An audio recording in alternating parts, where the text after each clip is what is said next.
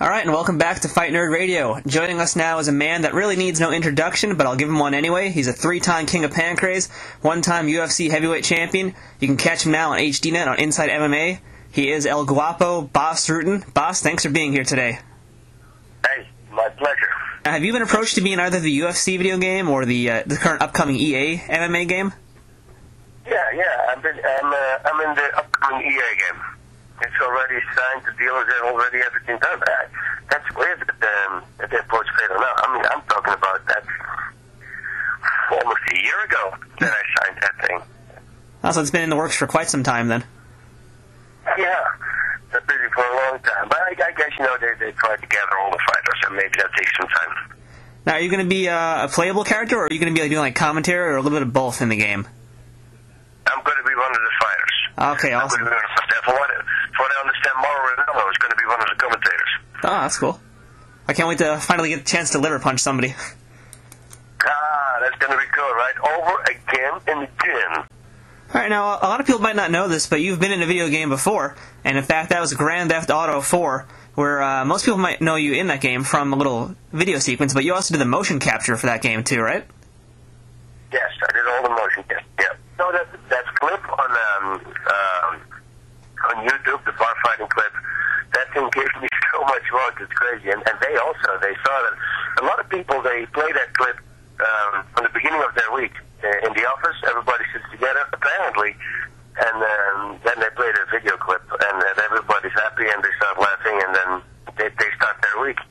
But they saw that clip, and they invited me. They said if I wanted to do it. I went to New York to Rockstar Games there, and we did it. That was long. It was 5 days, 7 hours a day. It was a lot of work, but it was a lot of fun to do. And it paid off for sure. I love telling my friends, it's Bas Rutten beating up that random pimp in the middle of the street. How cool is that? I asked them how violent they wanted to have the game, and they said, well, give it all you got. I said, okay. And then I started 2 hours later, they came down and they said, okay, that's enough. You don't need to go further. So I did more than they wanted. It was really funny. Speaking of Quadros, you guys are known very well from a lot of fans for being what people consider to be the best commentary team of all time, Quadros and Rutten, in the old Pride shows. Can you give us a few stories maybe about some of the good old days from Pride? There's so many stories. There's so many crazy stuff. There's stuff we did at airports. He and I, we have this sick humor, we like to annoy people. And he's really a master of that, what can I say? But you see, this is for me funny. I don't know if this is funny when I say it, but I think this is really funny, and I have to walk away because we're standing in line waiting to get into the plane, and we're waiting, and there's all around us, they're like Middle Eastern people, and this is the time of the 9/11. So everybody's, they look around and they go, and it's all profiling at that time, right? So they're standing there, and he has his carry-on luggage. He has that handle has all the way pulled out from the carry-on luggage, and he has a bottle, an empty water bottle, and he just out of the blue, he's staring to the front of him, and he starts hitting the top of that carry-on thing. Duck. And in the beginning you don't notice it. But when this goes on for like 3 minutes, and I tell you, 3 minutes is a long time, everybody in the room, they start noticing it. And he keeps on doing it. People start talking, and he doesn't stop. He keeps on doing it. And stuff like that. I think it's really funny. And when we sat in the plane, this guy walks in. This is the same plane with all the people from the Middle East. And it's warm outside, but he's wearing this big jacket, and he's holding it, and he's looking very paranoid. He's looking left and right. And he comes by, and Steve goes,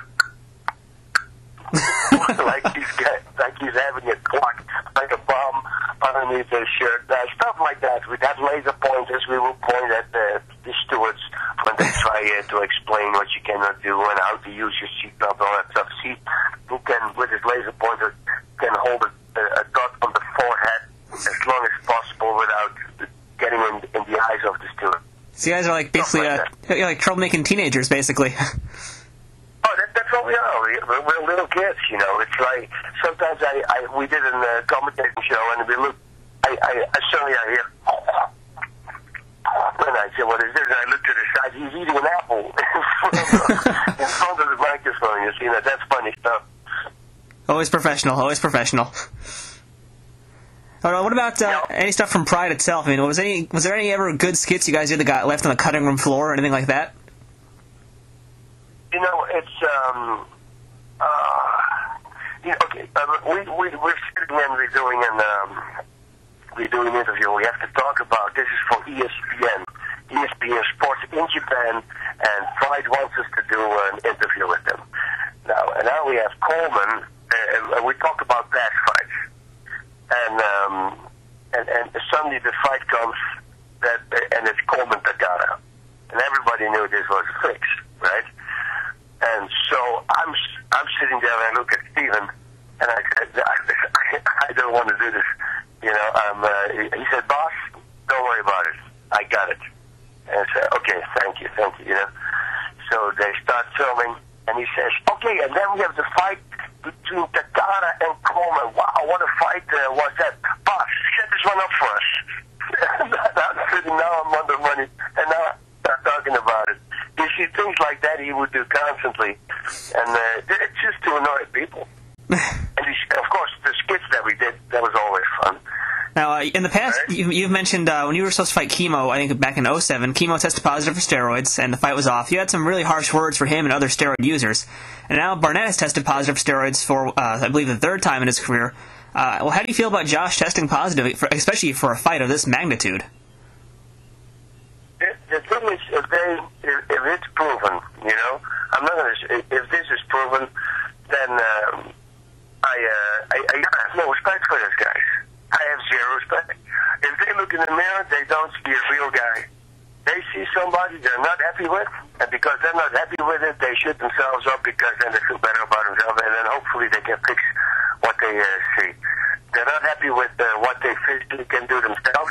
Well, they're going to need a little help. And I just can't stand it. When you do it in bodybuilding and in power training and in powerlifting and all that stuff, go ahead. I can totally understand this. I really don't like everybody's doing it. And maybe even in baseball, because they say, you know, everybody's doing it, right? But let's not go there. But fighting is a mental game. Fighting is about a guy who's got the biggest ball down, say, who gets a punch, who can come back from that. It's a game with technique. It's like if you don't have the power, well, then you better make up with technique, you know. And once you start crossing that line, and you say, okay, I want to be physically more strong, because everybody's doing it. Those lines that you have also. Listen, I've never done it ever, and everybody always said, "Oh my God," and he was so strong. It was all natural. I didn't do anything. Now, if I can do it, there's a lot of other guys who can do the same thing like I do. So that's why I think it's cheating, and I think it's for people who don't believe in themselves. In Japan, there's no real sanctioning body to do any drug testing. Is that right? Yeah, that's true. And a lot of Josh Barnett's fights have been in Japan. So, I mean, how many other fighters do you think that are out there that have been roiding up for years that we don't even know about? A lot. You know, I mean, well, I don't need to say anything. We kind of can pick them out ourselves, right? No. All right, now I want to talk about something else now, moving on. You used to be training with Kimbo Slice for some time during his Elite XC days, and I know you guys had a falling out, and Kimbo's going to be appearing on the upcoming season of The Ultimate Fighter. What are your thoughts on Kimbo's appearance in that show? I think it's a real smart move from Dana and Mike Imber. I see Mike, Kimbo's manager. This guy is just a phenomenal manager, and he put this nice little deal together, and I think it's great. It's very smart because people, you know, when we walk on the street with Kimbo, everybody recognizes this guy.